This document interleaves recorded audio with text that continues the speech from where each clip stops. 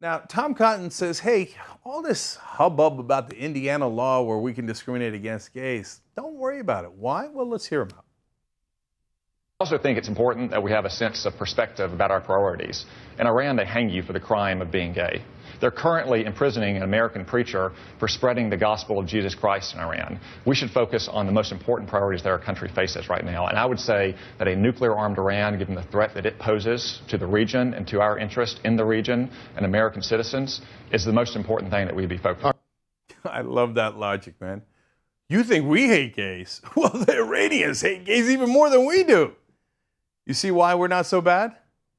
How about you don't hate gays at all? How about you don't do anything that the Grand Ayatollah agrees with in Iran? Well, look, I mean, I agree with him. The gays shouldn't have the same rights, right? I agree with him that God doesn't like gays. We just dislike gays a little less than they do. So they're a little bit more extreme in how they treat gays. But overall, we're on the same wave path. You know what I'm saying? Oh, and by the way, the second irony of my statement is I'd like to bomb them. They're so bad for how they hate gays, among other things, that we need to attack them.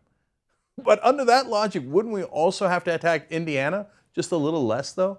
Well, I mean, the answer for Tom Cotton, and he wrote a big letter and got famous over it, to the Iranian leadership saying don't do a deal with President Obama on these nuclear negotiations. His answer is always war, right? I got a hammer and all I see is nails, right?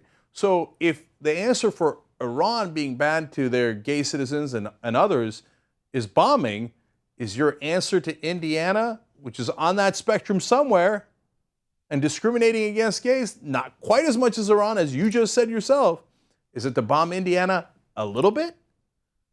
I hope not. Perhaps there are other answers than just bombing. And perhaps you shouldn't agree with the Grand Ayatollah on discriminating against gays at all. Not just be a little less as bad as the Ayatollah, but don't agree with him. Be in favor of gay rights. Be in favor of treating everyone equally like we're supposed to do and like we're proud of. Be an American. Try that out for size Tom Cotton and see how it fits.